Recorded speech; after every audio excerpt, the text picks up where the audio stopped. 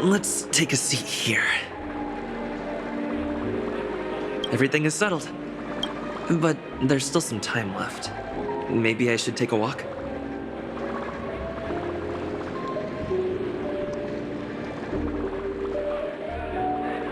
Forget it. I've done enough walking around already. Let's take a seat and rest for a while.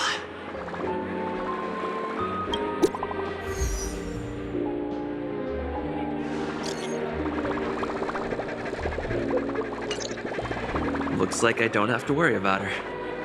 Let's wait for the opening ceremony to start.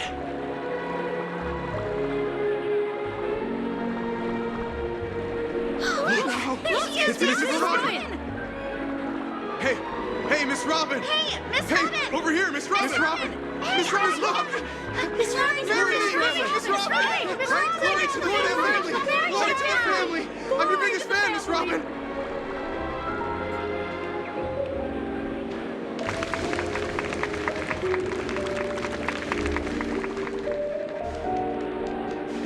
Distinguished guests, fellow family members, ladies, gentlemen, and friends from all over the cosmos. It's a pleasure to join you all in celebrating the grandest ceremony of the Amber Era, the Charmony Festival. Firstly, on behalf of the Penacony family's 5 major lineages, and on behalf of myself, I'd like to extend a warm welcome to all our guests.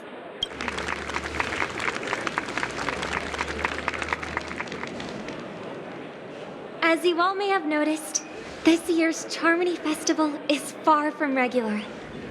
Thanks to the efforts of everyone, this celebration is unprecedented in scale, with factions from across the cosmos in attendance. Not only that, the customary opening ceremony held at the Penacony Grand Theater has now moved to the Radiant Feldspar, the very airship you all stand upon.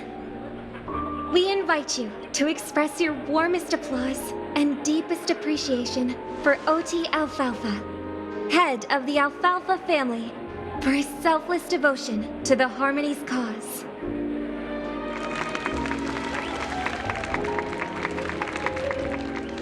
What makes this festival so uniquely significant? As is widely known, the Radiant Feldspar had to halt its voyage due to an anomaly in the Sweet Dream, sparking widespread discussion in the 12 Hours. Thanks to the hard work of Penacony's internal and external factions, we've finally gotten the Dreamscape back on track, just in time for the Charmony Festival. And as they say, good things come in pairs. The Charmony Festival not only celebrates this achievement, but also marks the relaunch of the Radiant Feldspar. And finally, the last reason. Does everyone remember the Watchmaker? In truth, the family has poured their efforts into this festival just to commemorate this legendary luminary. The father of Penacony, Mikhail Chard Legwork, one of the legendary Nameless who laid the foundations of Penacony.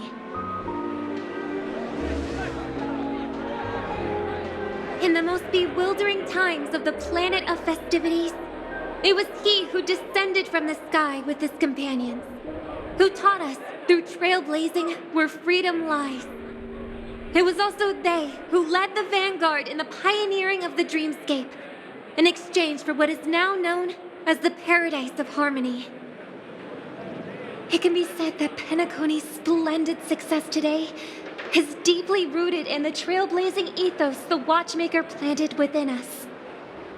Only by honoring this trailblazing spirit can we fulfill our mission and spread harmony to a broader audience. Aw, that's so nice of her. She's talking about us.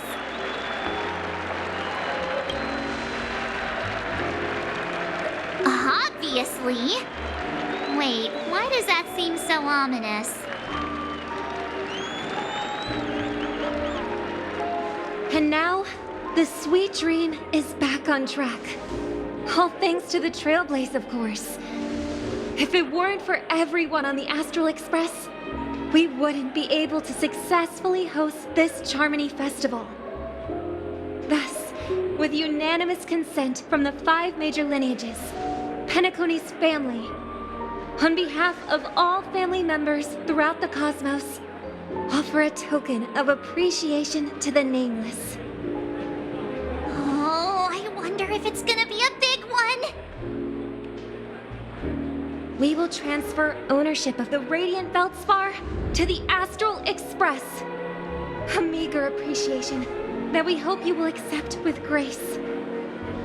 Let us gift our applause and cheers to these brave and dauntless Nameless.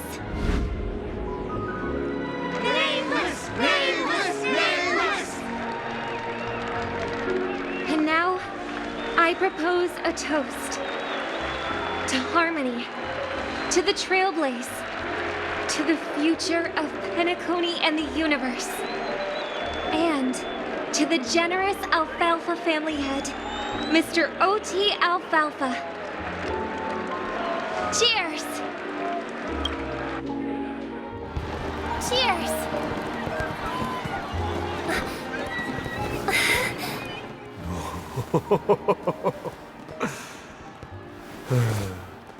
To make a decision like that. This little bird is no less capable than her brother. All's well, all's well. Right.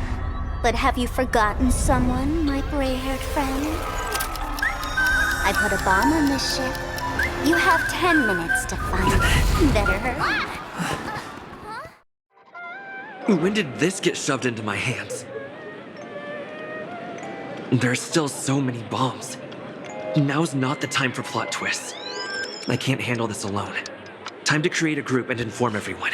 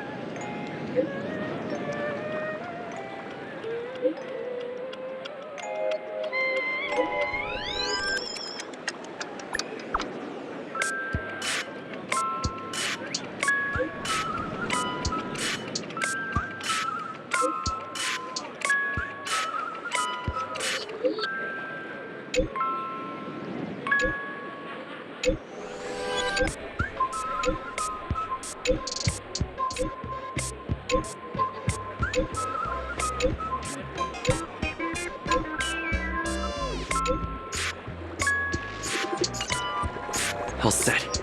Let's start following the plan.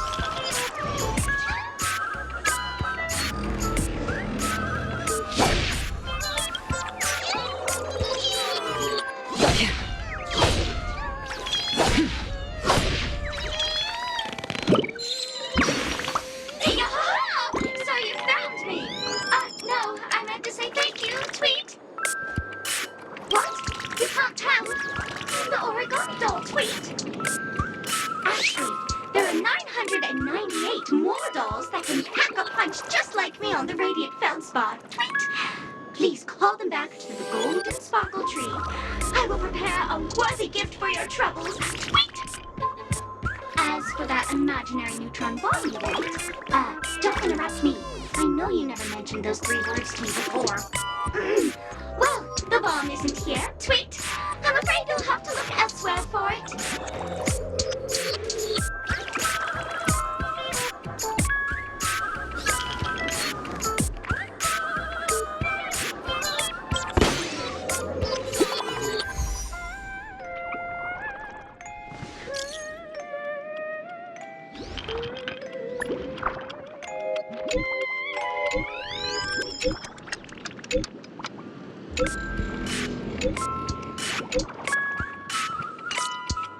At least I made some progress. Gotta keep working at it.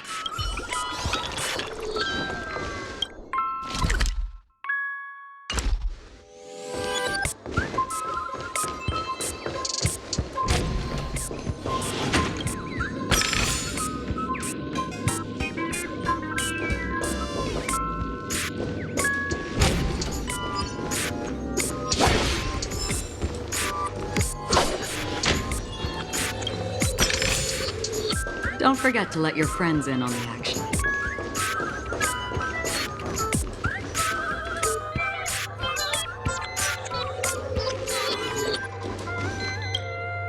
Hello, lovely actor. You can call me the Director Doll.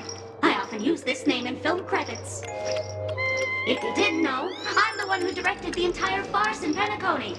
As the leading man of the show, what did you think? Feel free to share your thoughts. Well, actually, due to the current plot requirements, you're only allowed to say 1 line. So please try and resist the urge to share your thoughts. It's all my fault for being duped by the masked fools. The screenplay was written by someone named Miss Sparkle. She said she graduated from Sparkle University's film directing and screenwriting program, so we instantly hit it off.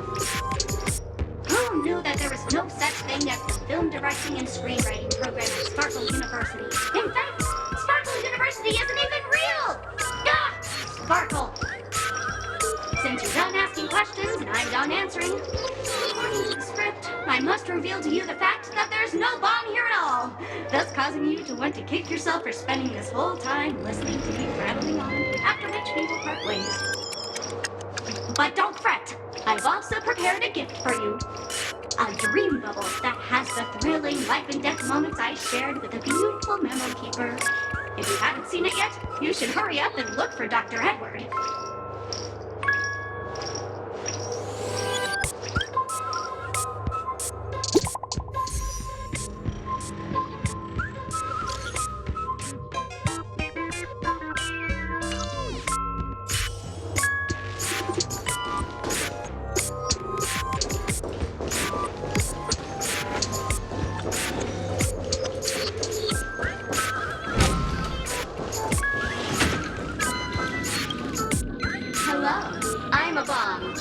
There's still some time before I explode, so you can take a look around first.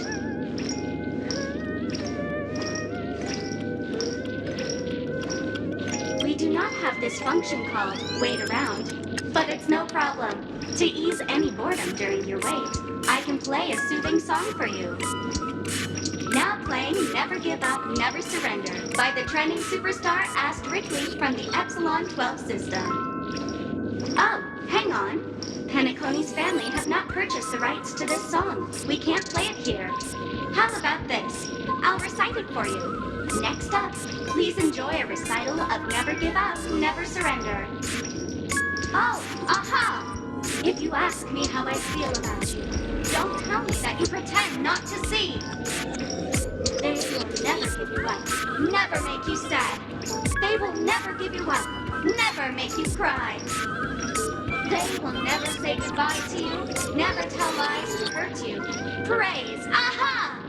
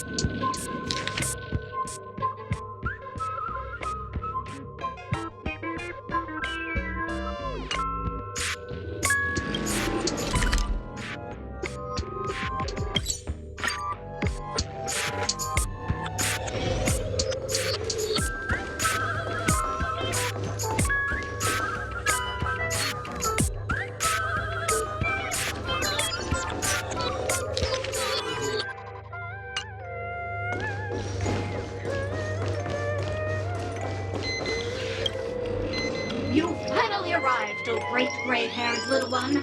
I'm the constable around these parts, and right now, I'm posing as a bomb.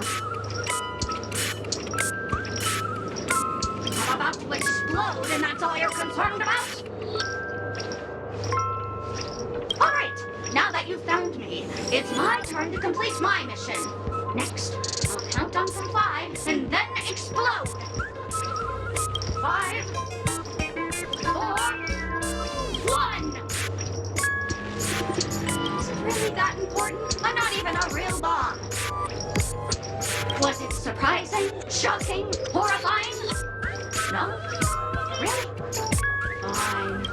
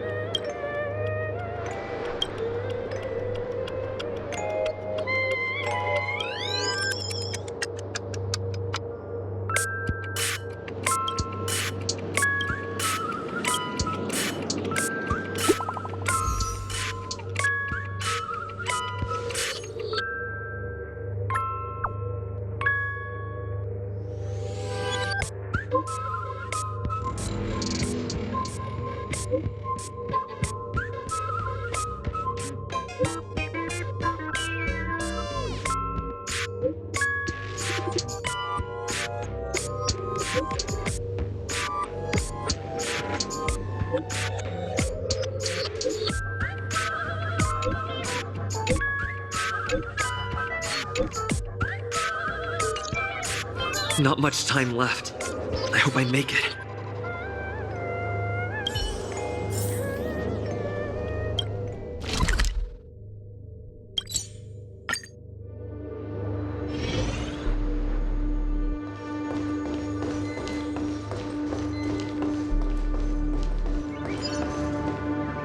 Minutes, 46 seconds. 28 minutes, 45 seconds. You're here!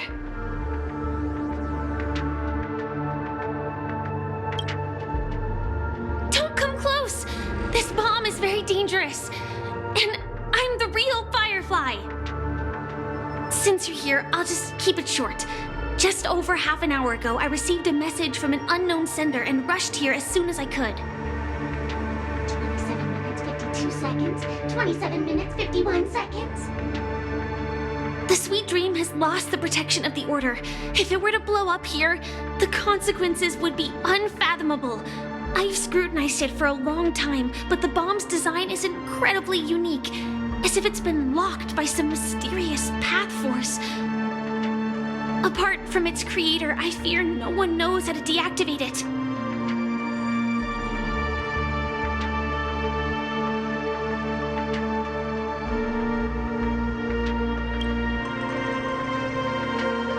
You mean the Watchmaker's guests? That's a pity. Based on my experience, I don't think any of them can turn the tide on this situation. The Memo Keeper may be able to teleport the bomb to a deserted location, but I have found a note inside the doll.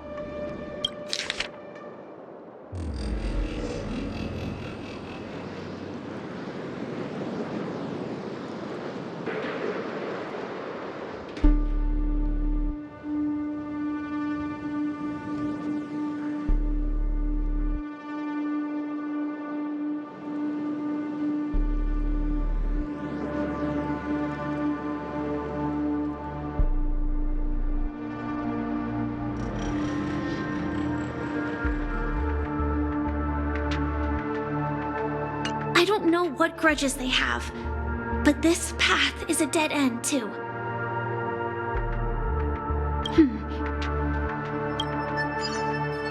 Actually, there might be another way. Do you still remember?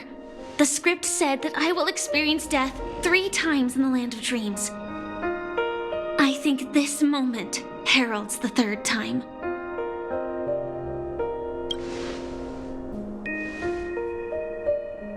You may already know that I have no way of evoking dreams. I employ a Stellaron Hunter's special method in order to enter dreams instead. This allows me to perform feats that typical dream chasers can't. As long as I can bear the pain of the Memoria pressure, I'll be able to dive into the primal memory zone beyond the dream and extend a lifeline to the Radiant Feldspar. I will take this bomb into the depths of the dreamscape, as deep as possible where there are no living souls around. That way, at least no one will get hurt.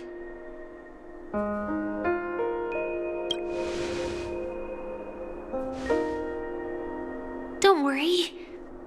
I believe that this Firefly armor will be enough to take me to where I need to go before the countdown ends, and maybe even make it back safely. At present, this is our best and most logical course of action. After all, a long story deserves a happy ending. I have some words to share with you, though they were spoken to me by Miss Acheron. She said that the so-called impossible is merely something that is yet to happen. At the moment, there are so many things that seem impossible, but are they really never going to happen? Maybe it's just that the moment to disprove these impossibilities hasn't arrived yet. Whether it be a literal ending, suffering akin to death, or a harrowing deathscape. Before the appointed destination arrives, they are all the same. Yet I can still make myriad choices. I also firmly believe that when that moment arrives for us to make a choice, the answer to our end will already be within our hearts. It is not destiny that shapes us, but we who shape destiny. The Astral Express and the Stellaron Hunters are like light and shadow. We walk on different paths, intertwined, moving forward and growing together. Maybe the end is predestined, but it is not today. Since things are going too well, let's speed up the countdown.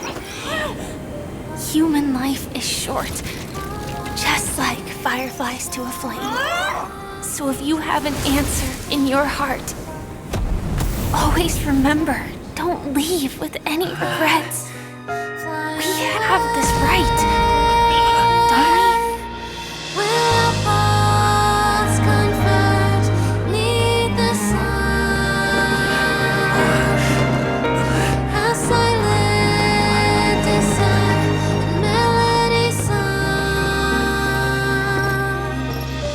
Since you care so much about other people's safety, why don't you go take a closer look?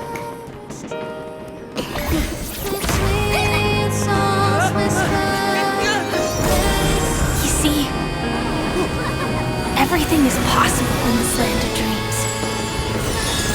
We each came here with our own goals and realized them in unimaginable ways. Regardless if the result was a sweet illusion or a bitter reality. It was an answer we longed for day and night. So, why do people choose to slumber? I think it's as you said. Because in the end, we will wake up from our dreams.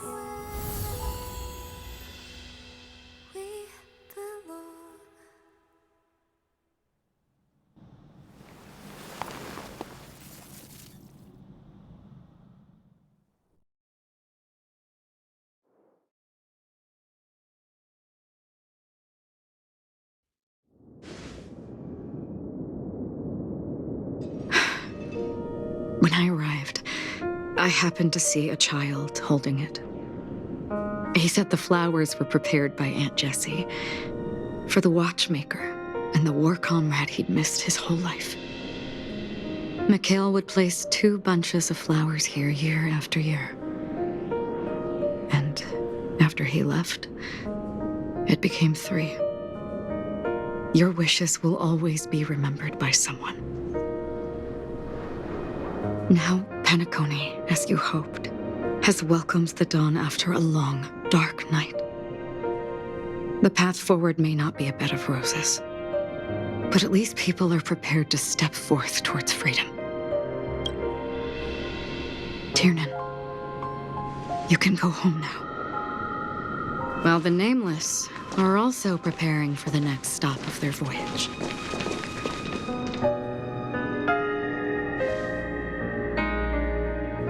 But before leaving, we still have one last thing to do.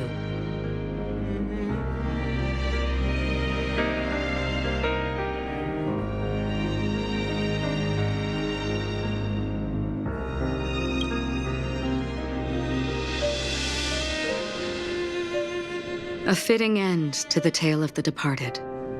One could not ask for a better farewell. Go on. They're all here.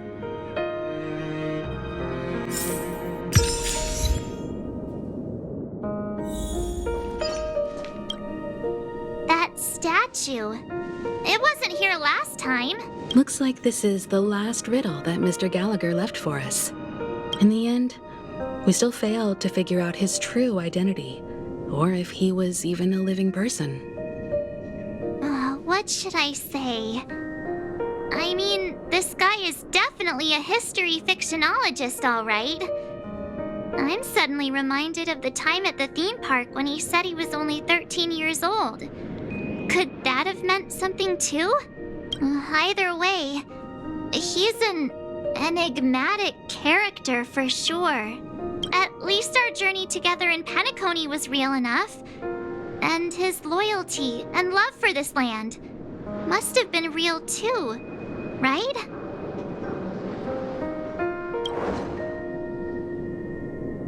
Gallagher, we raise a toast to you, the slumbering hound. To the festival's invitation, to all lies and the singular truth. If we ever meet again, please don't talk in riddles.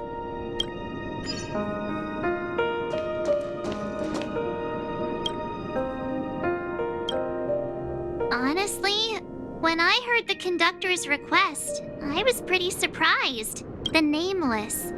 Those who trailblaze, doing good deeds but never seeking recognition.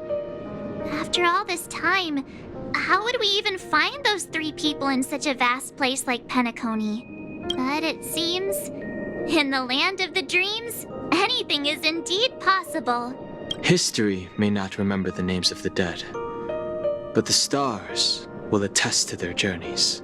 The first glimmer of light in the prolonged night often illuminates little, as it is fleeting and the darkness too vast.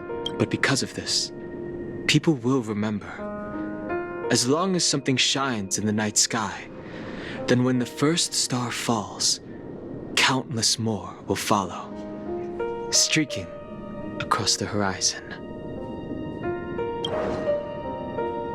Brooklyn Tiernan, Rosalina J. and Estella, we raise a toast to you, trailblazers of the Silver Rail. A toast to history that no longer remains silent. The passionate and courageous pursuit, and a voyage that traverses the stars.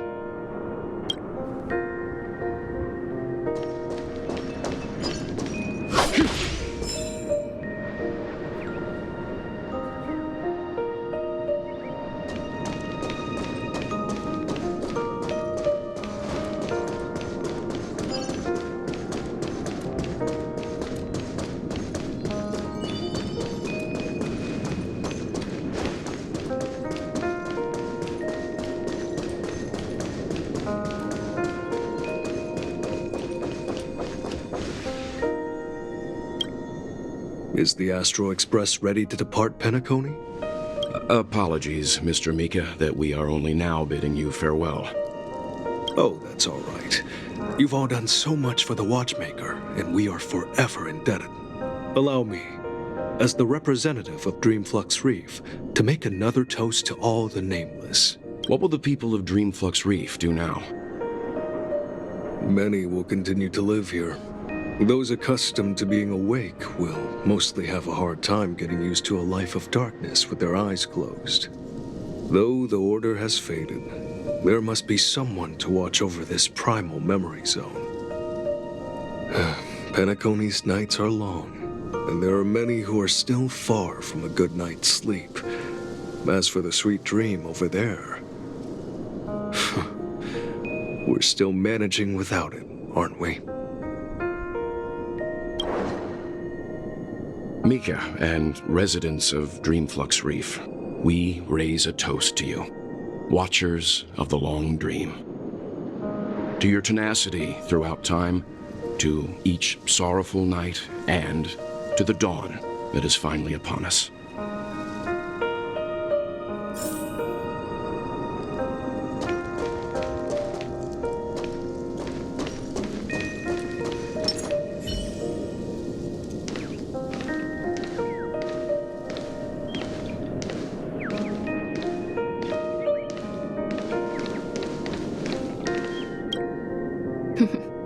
In the end, we still came full circle.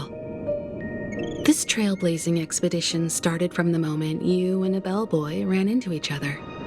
After going on a journey of many twists and turns, they still ended up where they started. Just like a clock's hands that turn round and round, the start and end of each day will always land on 12 o'clock, the advent of time moving forward. There shouldn't be much left to say. This entire adventure started because of you, and should naturally end with you. And then, a new page will be turned. Mikhail Char Legwork, we raise a toast to you, watchmaker of the land of the dreams, nameless of the Astral Express. To Penacony's past, present, future, and the child's unwavering dream unto death. With that, our duty as nameless should be complete, right? The trailblaze can illuminate the way. But ultimately, the future of a world belongs to those who live in it.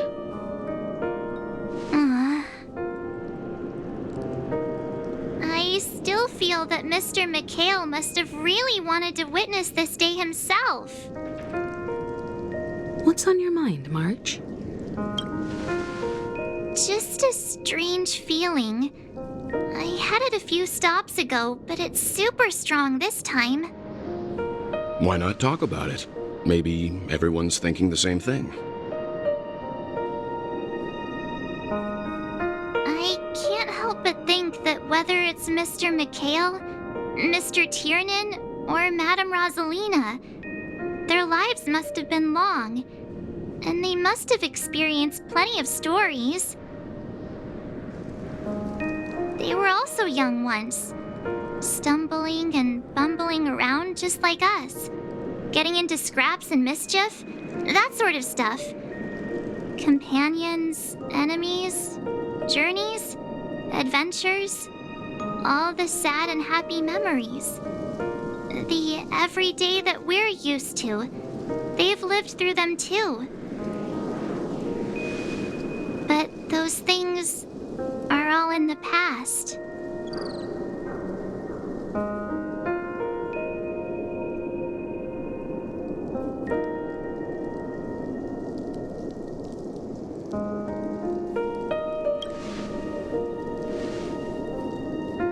I know, but the thing that I can't get out of my mind is the present. It'll be easier to understand if I use an analogy. Like when you're reading a book. If one of its characters keeps running into obstacles and experiences an ending full of regrets, we're bound to feel a bit mixed about it, right?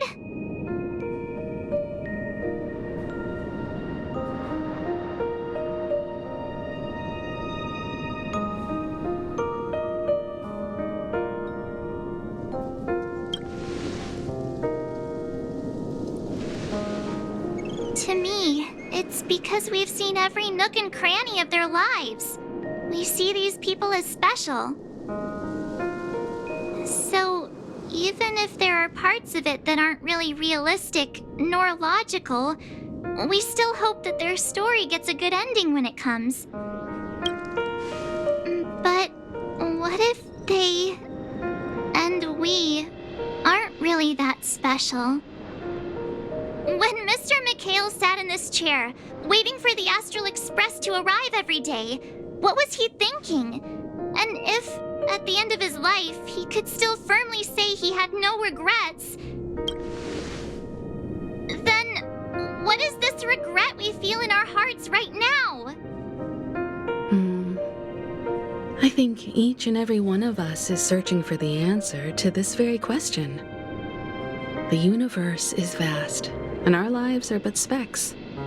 The trailblaze never ends, but against the backdrop of the cosmos, the average person's lifelong journey is merely a short stretch. But it is in this minuscule distance that paths cross and countless worlds connect. The universe may not remember every person who leaves a tie along the Silver Rail, but we will. As long as we remember, their stories will never end. And what Mr. McHale has left for us is his answer to this very question. It may not be perfect, but it left a smile on this storied, jaded old Nameless's face at the end of his life. And its meaning will be interpreted by those who come after us. It's not the answer that's important, but what we can learn from others' answers, right? This is what trailblazing is. Sure. I'm really sorry for bringing down the vibe. Quick, Don Hung, tell us a dad joke to lighten the mood.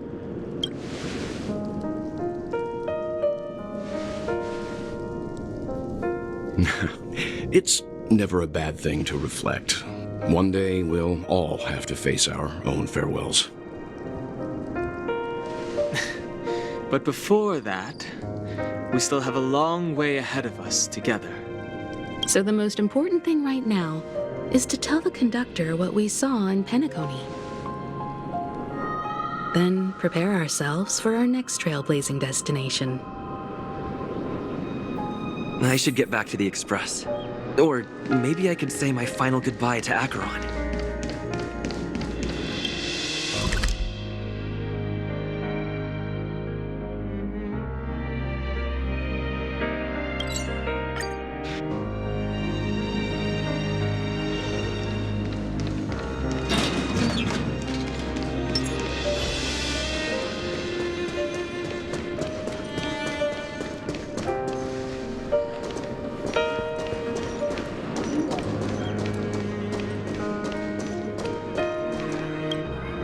Do you still remember when we first arrived in Penacony?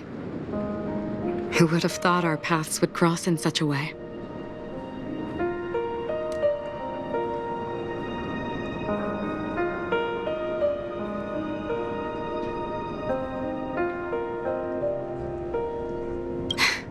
Come to think of it, I didn't even get a chance to formally introduce myself. Simply put, I'm a self-annihilator who was cursed by the Nihility.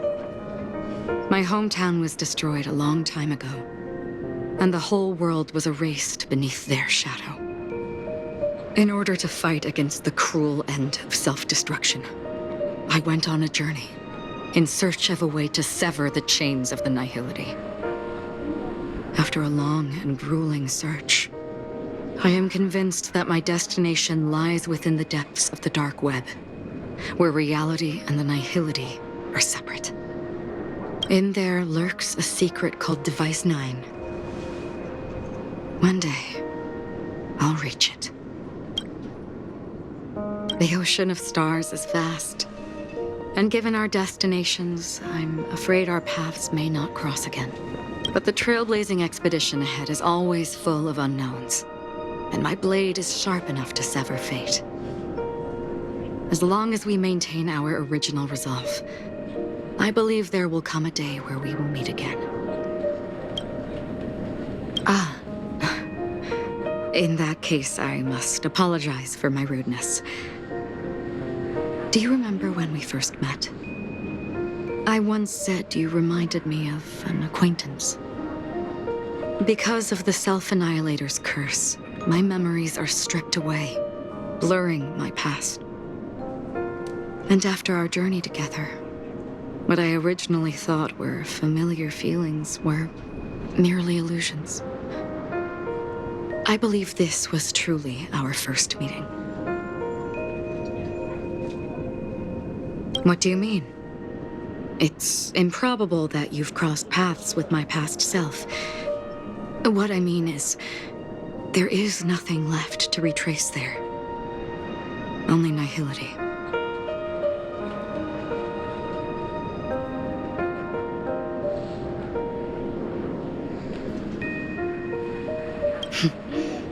That is true. Our memories make us who we are, and all memories originate from the now. As for the future, it's already taking root in the now, isn't it? We both still have our own paths to walk. So let's forge ahead. Hopefully, if we meet again, it'll be beneath clear skies.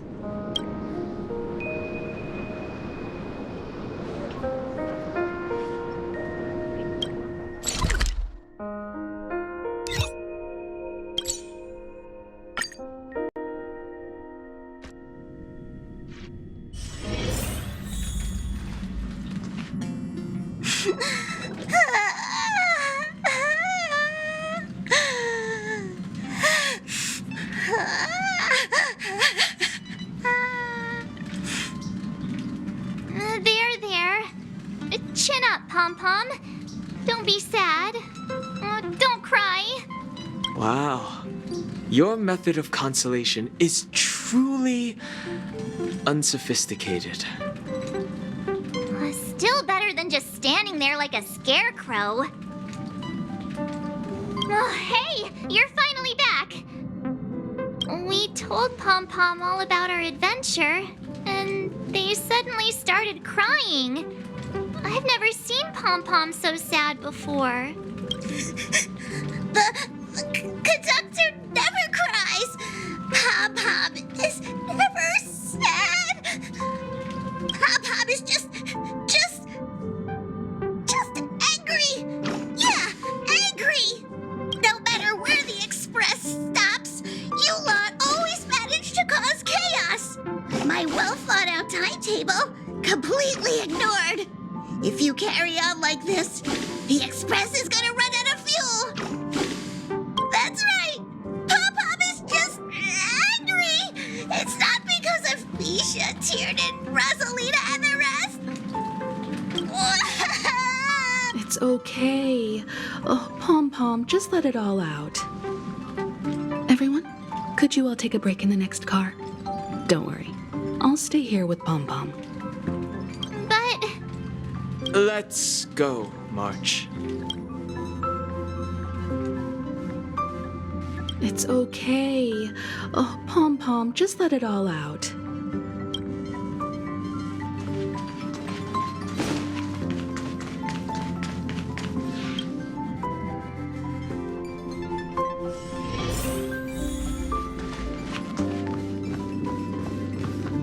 I never expected Pom-Pom would be so distraught.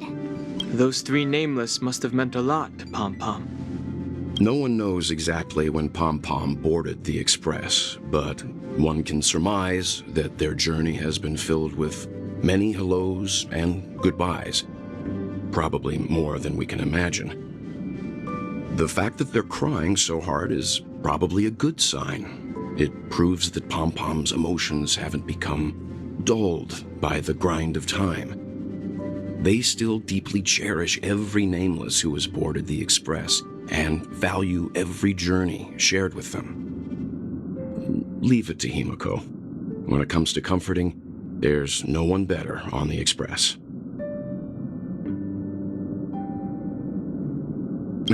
Well, they were a little emotional at the time, but I'm afraid that's not out of the question. Since you joined us, the Express has stayed longer than anticipated at every stop along the way. And to ensure that everyone always makes it back on board, Pom-Pom has had no choice but to delay the warp jump schedule. I see. No wonder I can regularly hear Pom-Pom pacing anxiously up and down the corridor.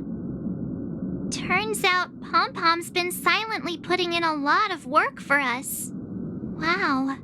Different from typical vehicles, the Astral Express converts every trailblaze into the energy it needs to run. Ideally, as long as trailblazing expeditions continue without interruption, the Express will receive a constant flow of energy, much like a perpetual motion machine. But because of our previous encounters, fuel is being used up much faster than expected. We can probably only pull off 2 more warp jumps at most. Only 2 more? Isn't that super risky? Oh, I don't want to become an ice cube floating around in space again.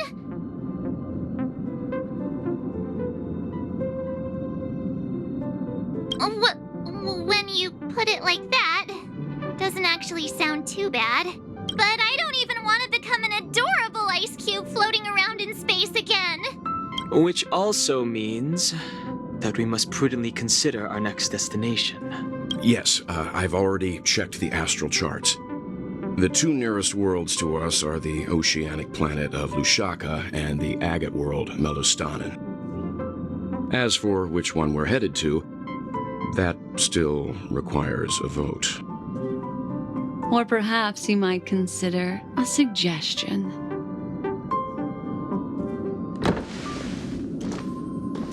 Everyone, we meet again. It's you! Why were you just in my room? It's a very cute room, Miss March. Just like you.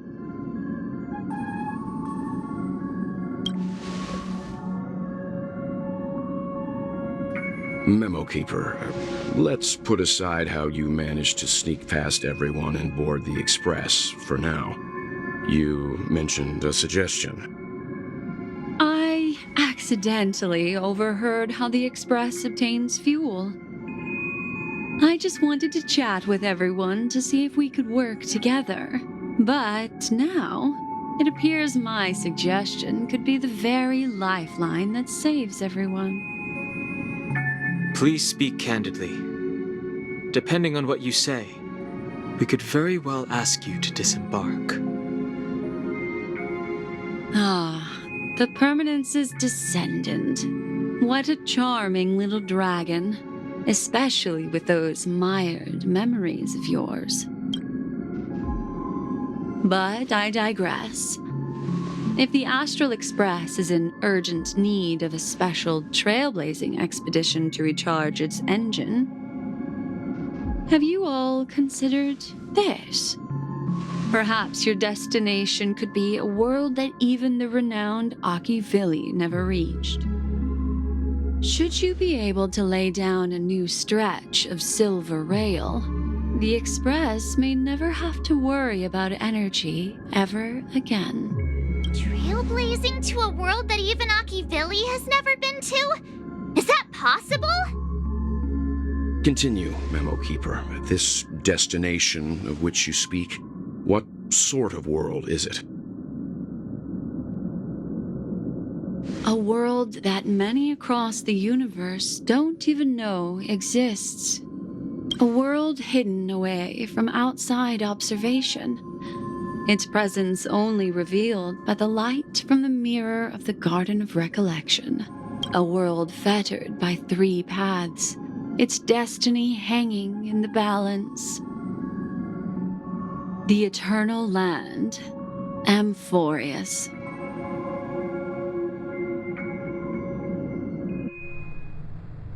I hope I'm not too late, child. I wasn't expecting it to be you. Don't you know how many sentry posts the family has built? And how hard it is to get you out of here? Time's up. What do you mean? What time? Negotiation, interrogation, or death. My fate lies entirely in your hands, Lady Bonajade. The dance is done. Why bother with the compassionate pretense and give someone who's about to die the chance to talk? Despite your fall from grace, you still look well. I'm very glad to see that you're so full of verve. Do not insult my pride with half-veiled sarcasm. Have you specially come to see me just to sate your vile vanity? Oh, of course not. I merely came to fulfill your younger sister's wishes. To offer you a generous trade. That is, if you're willing to accept. Robin? To build a true haven where everyone can attain peace. That's the oath between you siblings, isn't it? If I told you there was still a chance to realize this vow, would you be willing to talk to me then?